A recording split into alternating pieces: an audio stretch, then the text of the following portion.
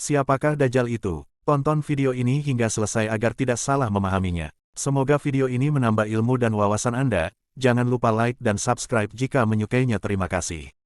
Dajjal adalah seorang manusia yang telah ditangguhkan ajalnya. Dia diberikan kelebihan oleh Allah untuk menguji keimanan manusia di akhir zaman. Cara bertahan hidup ketika Dajjal keluar nanti. 1. Tasbih, Subhanallah. 2. Tahmid, Alhamdulillahi. 3. Tahlil, La ilaha illallah. 4. Takbir, Allahu Akbar. Manusia akhir zaman berzikir hanya untuk terus sabar dari kelaparan. Kita bertahan hidup hanya menggunakan zikir karena Dajjal akan menguasai seluruh makanan yang ada di muka bumi ini. Beberapa kemampuan yang diberikan Allah kepada Dajjal, bisa menyuburkan tanaman, bisa menurunkan hujan, bisa menghidupkan orang yang mati padahal sebenarnya itu adalah jelmaan iblis membawa surga dan neraka di kedua tangannya. Dajjal akan mengelilingi dunia dalam waktu 40 hari dan pergerakan Dajjal itu bagaikan hujan yang ditiup angin. Dajjal akan menjadi pemimpin dunia, semua pemerintahan nanti akan berada di bawah kekuasaan Dajjal. Ketika dunia telah dikuasainya semua maka dia akan mengaku sebagai Tuhan. Barang siapa yang mengaku Dajjal sebagai Tuhan maka dia kafir. Tetapi dapat kemewahan dunia, dan barang siapa yang tidak mengakuinya maka dia akan menderita dan tersiksa. Hari pertama Dajjal di dunia serasa seperti setahun. Hari kedua Dajjal di dunia serasa seperti sebulan. Hari ketiga Dajjal di dunia serasa seperti seminggu.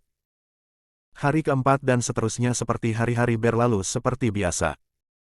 Mayoritas pengikut Dajjal adalah wanita dan anak-anak karena mereka itu mudah dipengaruhi sesuai sabda Nabi Muhammad.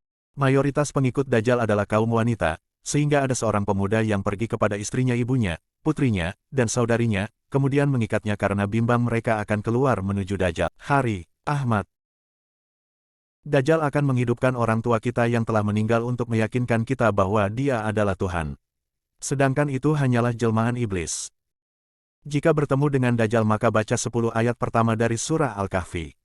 Sabda Nabi Muhammad SAW, siapa yang menghafal 10 ayat pertama surah Al-Kahfi, maka ia akan terlindungi dari Dajjal. Hari Muslim. Hanya dua tempat yang tak akan didatangi Dajjal yaitu Makkah dan Madinah. Karena tempat ini dijaga ketat oleh para malaikat, waktu Dajjal keluar nanti, masing-masing harus melindungi diri sendiri. Karena tak seorang pun bisa membantu, pada waktu itu seorang ibu hendak menolong anaknya saja tidak bisa, kalau kita bersembunyi dalam air, tetap tidak lolos daripada Dajjal, karena kata Syekh Zainul Asri, kekuasaan Dajjal itu di darat, di laut dan udara, kita tak bisa lari. Dajjal takut dengan azan, kalau dia buat benteng dan waktu itu sedang azan, maka akan musnah benteng tersebut. Syekh Zainul Asri. Dajjal buta matanya sebelah dan akan muncul tulisan, kafara di dahinya setelah dia mengaku bahwa dialah Tuhan.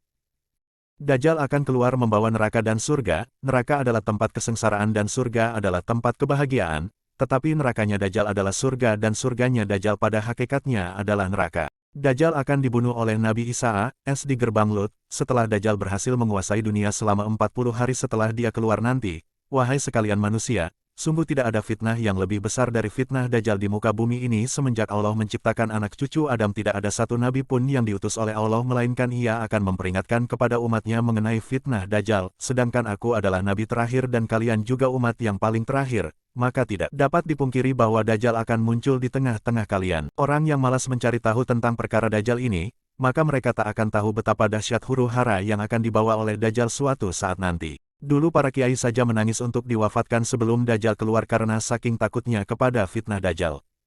Barang siapa menyampaikan satu ilmu saja dan ada orang yang mengamalkannya, maka walaupun yang menyampaikan sudah tiada meninggal ia akan tetap memperoleh pahala. Hari Bukhari. Semoga video ini menambah ilmu dan wawasan Anda. Jangan lupa like dan subscribe jika menyukainya. Terima kasih.